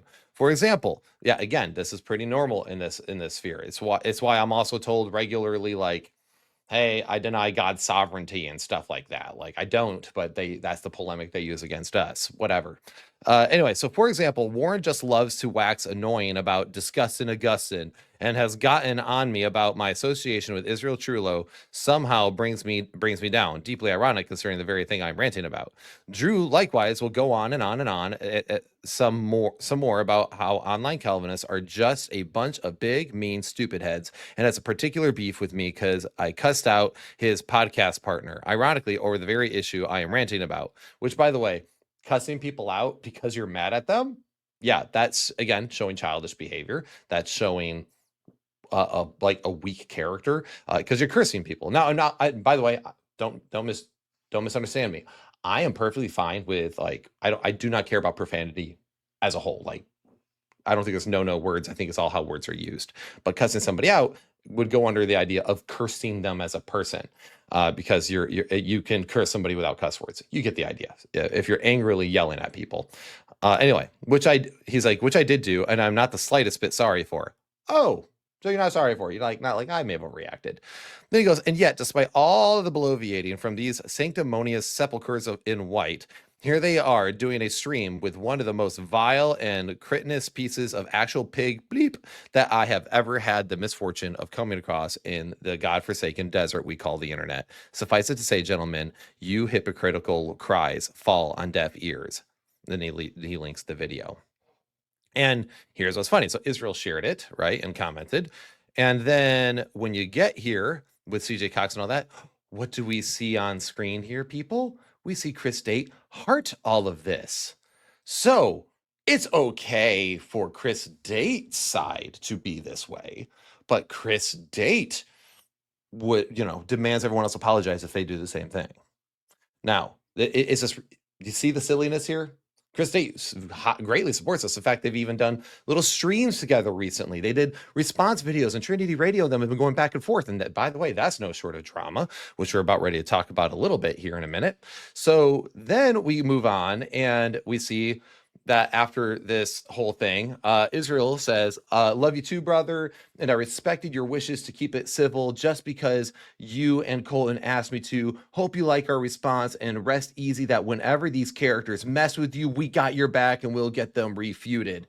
Not because you need any help, but because I know you don't engage with morally bankrupt characters. Now remember, he doesn't like it when people make moral claims about Calvinists, right? You can't say that about... You can't do these moralisms. You can't do these moral polemics with damnation and all that. But he can say that the other side is morally bankrupt. Hope this met your expectations for a defense of you. I think the gents did a great job. Chris Date, heart. Really? Okay, so it's true for me, but not for thee. Got it. This is why people don't take Chris seriously anymore. Then it kept going. Israel goes like, I don't care about your beliefs. You're blinded by hate, which is why you keep doxing me. Look how you never argue anything. You always just go spread a narrative to discredit. Like, who cares what you believe? The facts are what matter, and you never address the facts. And by the way, the only reason why I don't have Israel not blocked out here is because he's been on like public platforms debating like left and right. So people who don't have public platforms, I just try to block them out because they probably don't want to be involved in all that. But anyway, and this individual, this is actually a friend of mine, says, watch yourself. Doxing is a crime in my state. You are accusing me of criminal activity. That is slanderous. You should reconsider. Now, everyone knows that Israel is pretty much totally unhinged, especially after his debate with Drew. He really showed a lot of his true colors, colors that a lot of us had seen writing on the wall. He just gaslights everybody and says everyone else is the problem. He's never the problem. Anyway, this isn't about Israel, but just so you know that he's known for pretty vile behavior, and I have some evidence for that. And then this is someone that Chris State's like, yeah, go, you're great, which is wild. Anyway, I got people watching in all your groups. At least Warren, we know, has doxed. Yet you always keep silent about it. Wonder why? And you seem to just love telling people about my profile so that you and your buddies who are not even on my friends list somehow always end up in my profile pushing the same narrative of hate, discrediting, and spreading of false information. You should reconsider your slander. You know exactly how you operate, and you know why you visit every place I mentioned just to push the same narrative. If that's not the most slanderous crap on the internet, I don't know what is. Then he goes, yeah, you're unwell. Healthy-minded people do not talk like you do. You really should seek help. There's no discussing anything with someone like you. That's true. A lot of people try to engage in conversation with him, and it's just not gone well. So then Israel, while talking to Warren, and this will all be pertinent here in a minute, so bear with me. He says, stop pretending, Warren. We both know you're a bully. You are a criminal for doxing. You and Soteriology 101 created the toxic online environment. He always says doxing, and literally no one knows what he's talking about. So whatever. You make fun of autistic people, and you're one of the biggest hypocrites the internet has ever seen. Just notice how you're not even in my friends list yet, and you always come to spread your narrative with a mask of piety. You're a whitewashed tomb, and you know exactly what you're doing. You literally proved the post. And then Warren, as he normally says, is like, doxing? Criminal? What are you talking about? And I don't mock autism. what? And this is what Israel is known to do. You just be like, accuse, and you're standing there like, what are you on about? By the way, he doesn't mock autism, but I regularly joke about autism, but that's you got the wrong guy, man. That's me. Anyway, and then Chris here says you should check his personal commentary on it. It's him and like two people that think they won, but Israel is chest thumping like a Muslim apologist. At this point, Chris doesn't care. And he goes, stop being, and this is the only reason why I have this on here with Chris. Israel's like, stop being an imbecile Chris Stocky woman. So instead of Chris Stockman, a stocky woman. Like this is the kind of grade school behavior you can expect. And then Israel DM'd me because I was talking about like the debate, like, dude, this guy's unhinged. And he just DMs me and says something about like, you insist on being an a-hole and lying, quit the BS. You know, he acts that way. And it's just like, you know what? I just said, get out of my DMs. Well, then what ended up happening is people started really pushing back on Israel here. And this is all going to become important here in a minute, because I just want you to understand that this is the kind of person you're dealing with. He's accusing people, calling people stocky woman, and like grade school last name, making fun of, and then making fun of women as well. Then he's over here calling me an a-hole and in DMs, and he's DMing other people. It's all over the place. And then after Israel says that he just finished his debate, he says this whole thing here. Then a Calvinist actually pushes back, and because he was basically talking about how awesome he did in his debate, which he did not do awesome. I know many Calvinists were like, yeah, that was bad. And you can go to the comment section, you can see it. Everyone dog piles, even Calvinists. But this Calvinist goes, I was very interested in your performance. I wanted you to demonstrate the flaws in anti-CT reasoning. In my honest assessment, you hurt CT far more than you helped it tonight. You owe Drew an apology, not a victory lap. Shameful. Edit. I was going to message you privately, by the way, but this public post needs a public response. Exactly. And of course, he's like, no, actually, he owes me and many others an apology for being one of the most morally disgusting individuals on the internet. Bleh. You know, he makes it all about moralism again and starts doing all that. But then what happened? So Israel was somebody who was involved with a online ministry called Ratio Christi, and what online ministry on college campus ministry, and they do a lot of apologetic stuff. What happened? Essentially, multiple people from within the organization saw all this happening and talked to higher ups and like, dude, get this guy reeled in because he's not listening to any of us. Like a bunch of people have said things to him. He won't listen. So he talked to him. Higher ups got involved, and essentially they were like, yeah, you got to go. Now, he wasn't a paid employee. He wasn't any of that. He had no support because through Ratio Christi, I'm actually an approved missionary through Ratio Christi. And Ratio Christi, you have to garner your own support. You have to build your own support in order to like be full-time. They don't pay their chapter directors and stuff. They don't have the funding for that.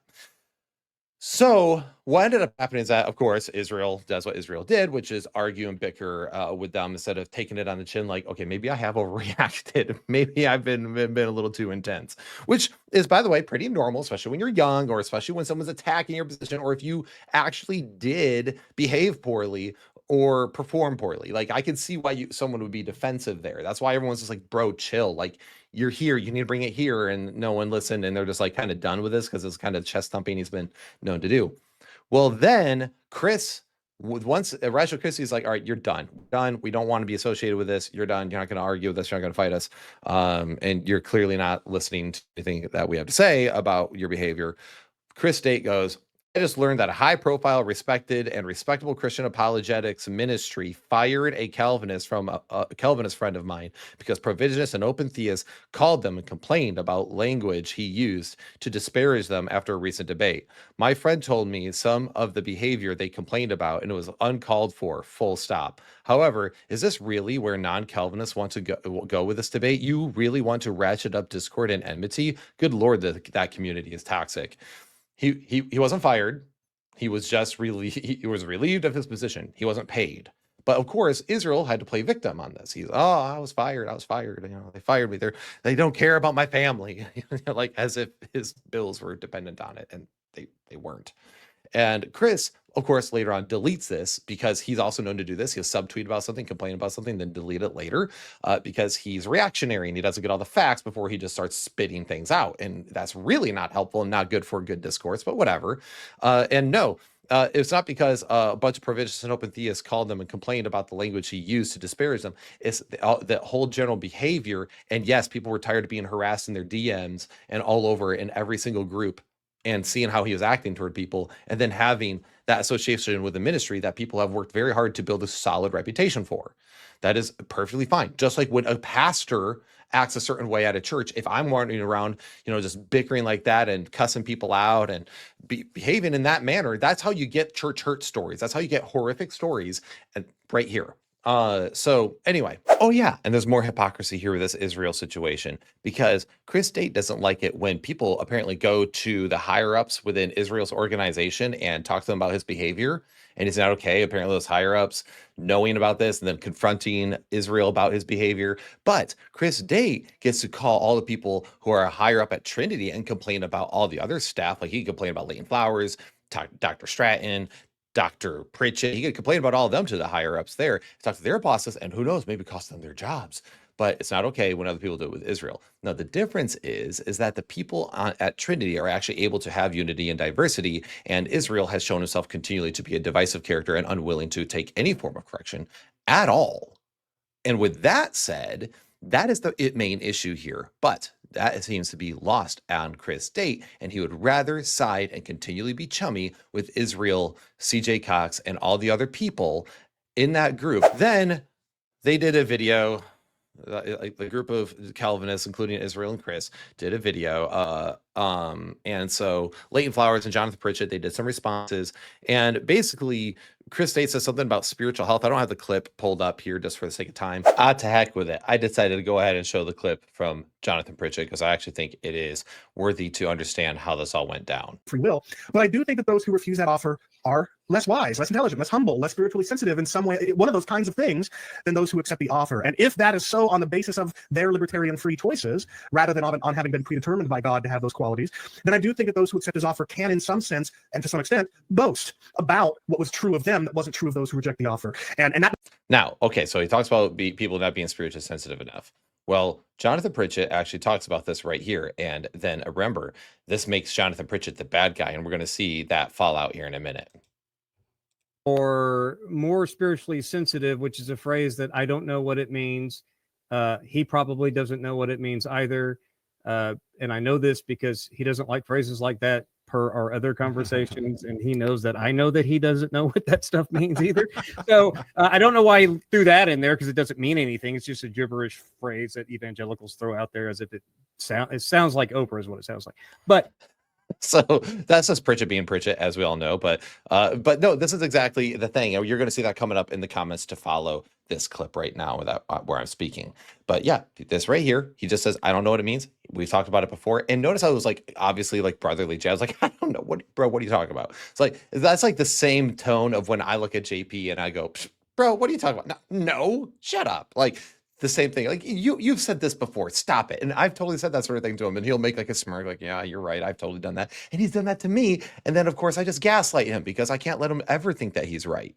So anyway, either way, this is just the offense that follows is nothing short of ridiculous. You can see it right here. You can go to it. It's like Leighton Flowers' powerful response to Calvinist answers. You go check it out. It's on Trinity Radio. And he something about Chris says something about like spiritual sensitivity in the live chat. And Jonathan's like, I don't even know what that means. He's like, because basically it's like, yeah, people need to have spiritual sensitivity and this stuff. He's like, what does that even mean? Like, that's vague, like just nonsense essentially. And which it is. It's like, what do you mean by spiritual sensitivity? Like sensitivity to say something, sensitivity to not say something, something to be blunt about, something to not be blunt about. I don't really know. I'm back and forth. What are you talking about? So anyway, he goes, but they weren't like mean. Like it was just Jonathan being forthright. Like Jonathan was actually nice because Jonathan actually has been trying to treat the entire situation a little bit with some amount of kids' gloves, about as much kids' gloves as Jonathan is probably capable of. But then Chris goes, not as friendly, loving, and respectful as Braxton and Jonathan's previous response, because they did a one response. And Now, Chris is offended this time by what Jonathan said. So, for example, here JP and Leighton Flowers call my words meaningless gibberish. What I said was not. It does, in fact, mean something, notwithstanding JP's claim that I know it doesn't. And a made-up fantasy intended to defend assumptions. It's not. They also misrepresent what I say in my first answer when responding to it. But I do appreciate the attempt. So so what we have here is him just basically complaining that he doesn't like the way they said it. And it is just meaningless gibberish. Because when we talk about when we talk about this particular sort of thing, like spiritual sensitivity, that can mean a host of things to a lot of people. And so it really honestly does not have any bearing on the overall conversation. Why do I need spiritual sensitivity anyway when I'm talking about Calvinism or anti-Calvinism or penal substitution or non-penal substitution? I don't need spiritual sensitivity. I just need to talk about the ideas. I can talk about the ideas all I want. But also, what spiritual sensitivity to one person is can be not sensitivity to another person. As we've already noted, Chris is far more sensitive as an individual than other people are. But he dishes it out and he can't take it. And then Jonathan even goes, sorry if you felt that was mean-spirited. We've talked about spiritual language several times before, Chris, and not merely limited to spiritual death.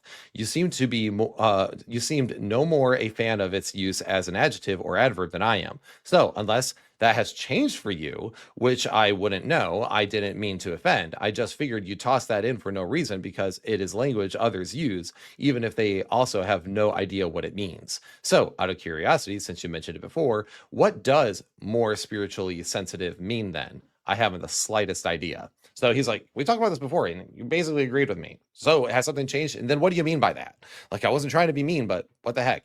And then Chris goes, you just figured that in my very gracious and respectful responses to your answers, I just threw this language in for no reason, despite, according to you, actively believing it doesn't mean anything. Okay, it means more sensitive to spiritual truths and responsibilities. Example, more convicted and prompted to respond to the gospel. Some other guy chimes in and says, Chris, I wonder if this is a case of misunderstanding. I have not seen either video, though. I do appreciate that JP clarified that he did not mean to offend.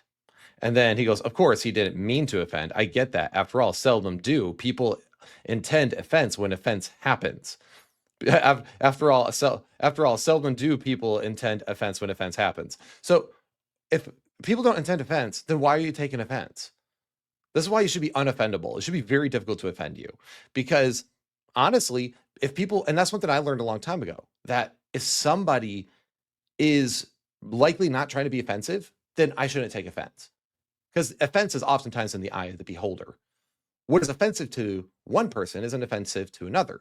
Like, I can talk to my best friend Andrew one way, but I can't talk to my grandma that way, right? So that's why in this sphere in particular, that unspoken rule I talked about, not taking things personally, not being the Mr. Sensitive guy in the room has a fit over everything, is really important, because we need to know that people have to be able to speak in this space without the personal attacks. Then Jonathan says, yes, it is okay as people do that sort of thing sometimes when just talking, because other people use such language even if you don't normally. Anyway, I still have no idea what that means.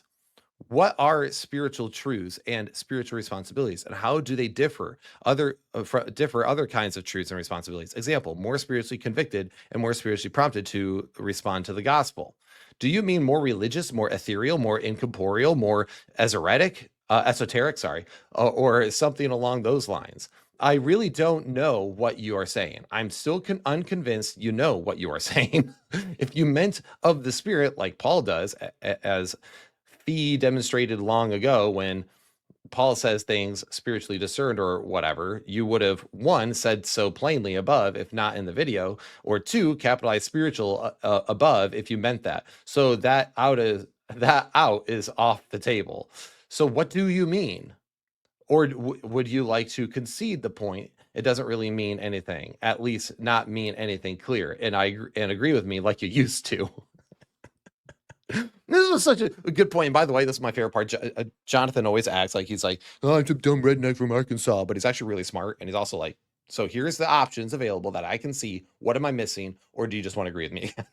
And then Chris just goes, okay, take care. And if I remember, he like unfriended Jonathan after this, which is just what? Like he's asking you for clarity after you took offense, and then like what do you mean by something? And then just okay, take care. Like it's just so childish, man. And then after people that responded to a lot of this stuff with how he just goes, sometimes I feel like dropping out of public ministry. He posted that. And yeah, dude, if you can't handle it, maybe you should. Like, because clearly you can't. Like, you take things at such a personal level, and you take things to such an extreme, and then you also contradict yourself that it makes it really difficult for people to want to engage with you. So yeah, maybe you should. This whole public ministry thing anyway, what is it? Just a YouTube channel? You don't pastor a church to my knowledge, so just stop making online content. Just walk away.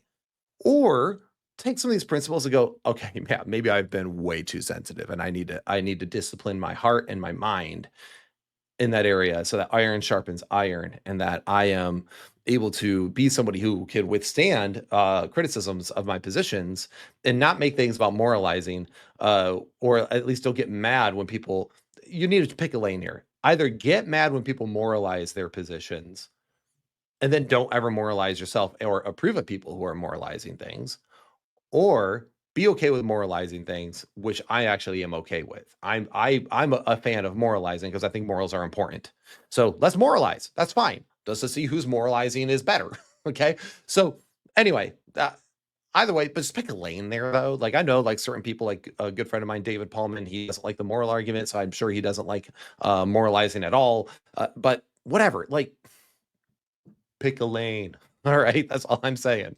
All right. And then he moves on and he goes, now in a conversation just now with a friend whose socio-political views are far to my left, we agreed on one thing. The right, the side I am on, is currently glorifying meanness, rudeness, cruelty, and a general lack of consideration for the feelings of others.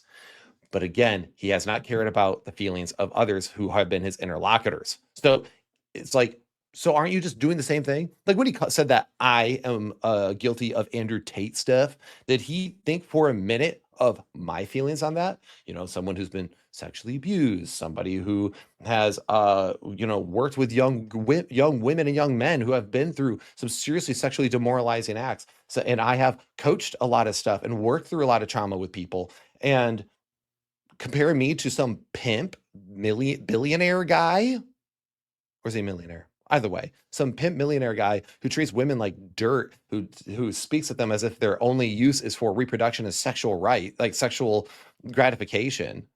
A man who is married to a woman with nothing but daughters. I'm a girl dad. You think you can accuse me of Andrew Tate stuff and me not be like, excuse me? Oh, you didn't care about my feelings though.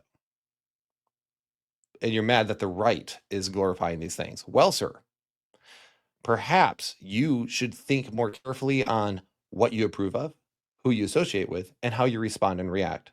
Because this right here just shows more hypocrisy. And then, of course, those same guys, they did another response video. And Chris says, I'm thankful for my friend CJ Cox. He's the one who went off on that whole thing earlier, by the way. Go back in the earlier the video to find that.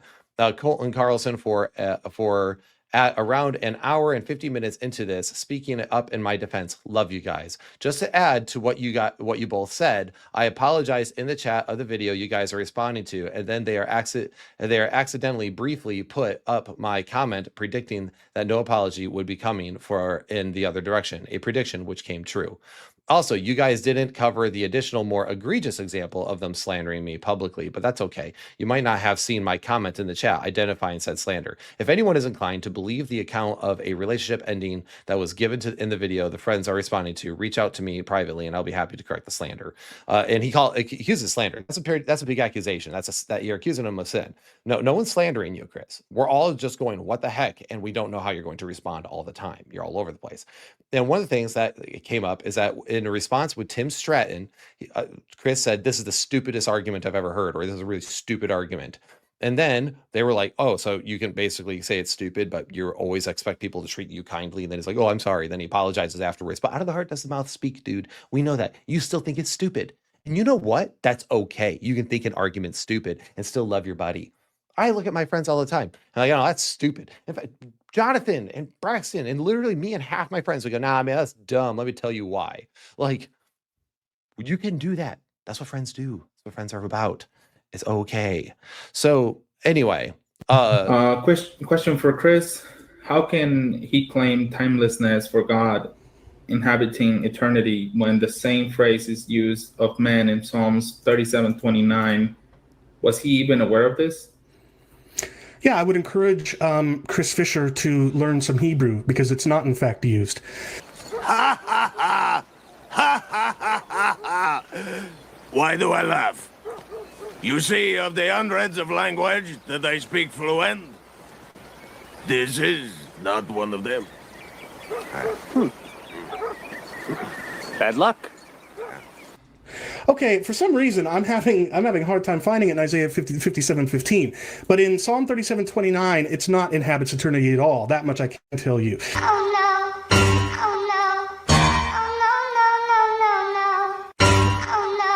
Oh no. Oh no, no, no, no, no. So for those who can't see all that, that's from the God is Open channel. That's Chris Fisher's channel. And he basically cites a bunch of stuff that says that Chris is wrong. But remember, Chris is like, I suggest that Chris Fisher learned some Hebrew, and, which is a very condescending remark. And which is, by the way, again, fine. I'm okay with it. And I say, by the way, Chris Fisher sometimes acts a little bit unhinged online too. And which is why a lot of people, they don't like him. But it's like, he's kind of, he's the unhinged guy in the open theist realm. I'm not an open theist, by the way, but there are definitely those in the Calvinist realm as well. But right here, what's just funny, because it's like, okay, so you can say that you need to learn some Hebrew, but when people say anything about your position it's the same, then it's bad. You can't do that. My feelings, right? And then he goes after this. So this is finally we're nearing the end of all this evidence. So if you're Christian with a public ministry and some influence, and now recently they did that response, right? Braxton and at Trinity Radio. And again, who wonder who he could be talking about? This was only on the same day, within like an hour after that stream ended. If you're a Christian with a public ministry and some influence, what would you do if you believe in and love another ministry you've had the privilege to be involved with, but those who volunteer, but whose volunteers, never the main ministry leader, and community often mock and malign you, slander you, and show only callous lack of concern for your feelings and dignity, both in the ministry itself and on social media more broadly. Would you keep affiliating with the ministry out of belief in their mission and values and out of a desire to model Christian patience, love, and community, even though you may be giving people the impression that you endorse such behavior? All on-topic and respectful answers are welcome. So they go on stream and they're responding, and people in the comment section are basically roasting Chris because of they're responding to Chris statements, and people are roasting Chris because of his continually poor behavior online. And now Chris is like, would you even associate with this ministry, with these people, with this community? Would you associate with your own friends because of his audience, because of their audience, because of what people have with keyboards? Not even your friends. And you're considering like, man, maybe I should just walk away from all this. What? I can't imagine, I can't control comment sections. I've been on my friends' platforms and done streams and been roasted in the comments before. I don't care. I don't tell my buddy like, oh man, that's messed up. Like either my buddy will be like, yeah, I think they got a point on that. Or he'll be like, yeah, sorry about that. Sometimes they're a little unhinged. Who cares? That's this space. You're on the internet. You can't expect the internet to suddenly just change because of your feelings. In fact, quite the opposite. The internet doesn't care about your feelings. That's part of the problem. But honestly, they don't need to. Like, that's not how this works. And you shouldn't expect that to work that way. And also, you brought all this on yourself by your continually poor behavior and having a fit about everything. I mean, we just saw him having a tantrum on a live stream. That was one example of many others. This is the way he acts. And it's gotten to the point where, man, it keeps going downhill. Now, however, if Chris Tate thinks he's got it bad, at least he's not like Mike Winger, who's thinking that one day he might be a ninja assassin. Okay, so there's that little joke at the end. So if he thinks what we do from here is actually relatively simple. We should just continually push back And you don't have to be nasty about it, but also you don't have to tolerate nonsense either. If somebody's acting ridiculously sensitive, you can just say, dude, you're taking this way too far. You're taking this way too personally. If you're going to be in this space, one of the big things I get asked once in a while by having a channel like this is, hey man, I'm interested in doing that sort of thing. What do you recommend? How do I start it? And I always tell them, hey, get good equipment, this, and that, come up with a mission for your channel. What's your niche? What's your thing? And then the other thing I say is, and also you need to have thick skin.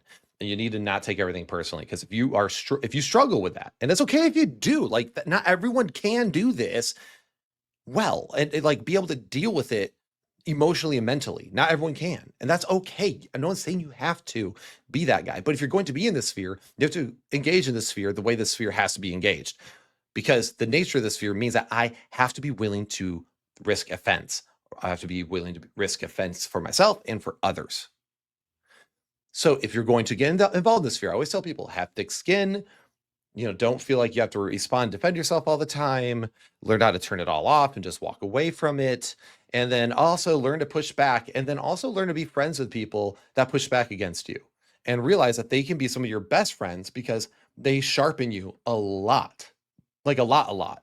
And I'm actually really thankful for a lot of the pushback I've gotten with penal substitution stuff, for example, because it made my book better. Every time I got pushback online, wrote down the objections, and then I made sure I found a way to address most of them in my book. Why? Because I needed that pushback.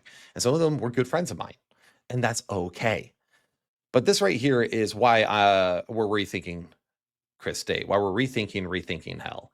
And that is primarily just because people are blocked all the time. He ostracizes everybody, and then he expects everyone to cater to his feelings while he does not cater to them.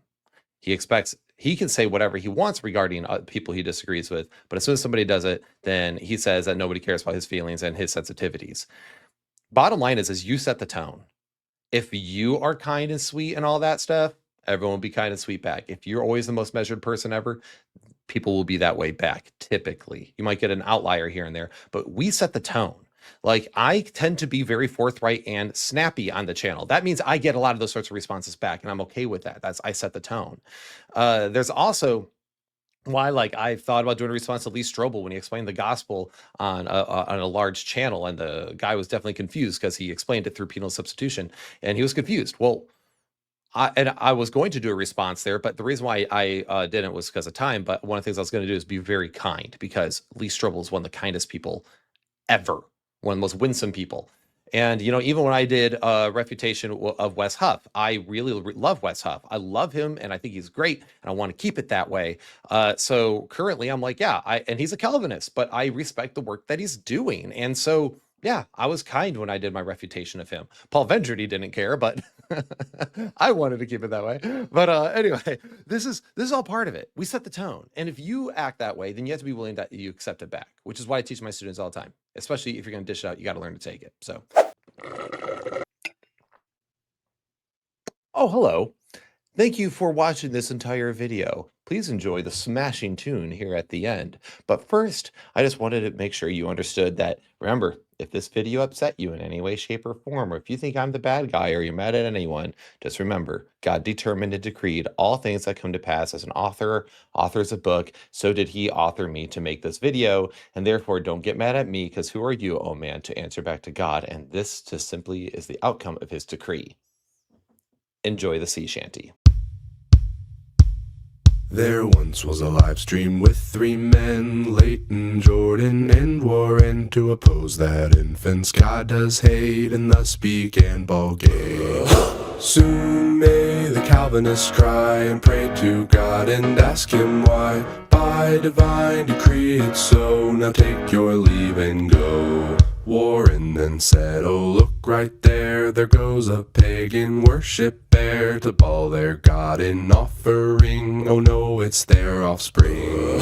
Soon may the Calvinists cry and pray to God and ask him why. By divine decree it's so, now take your leave and go. Continued on from there he did to say what made James flip his lid, which was that Calvinists are like to those who yield their tithe. Soon may the Calvinists cry and pray to God and ask him why. By divine decree it's so, now take your leave and go. Calvies who say that God desires babes to damn had fried their wires. The pagan worshipper, they say, to them is night and day. Soon may the Calvinists cry and pray to God and ask him why. By divine decree it's so, now take your leave and go. Comments were made and replies to debates were set, but all fell through, choosing instead to be irate that God dismissed faith. Soon may the Calvinists cry and pray to God and ask him why. By divine decree it's so, now take your leave and go. True to form they clutch their pearls, calling names like little girls. Warren's a liar they'd rather say, and thus we end this lay.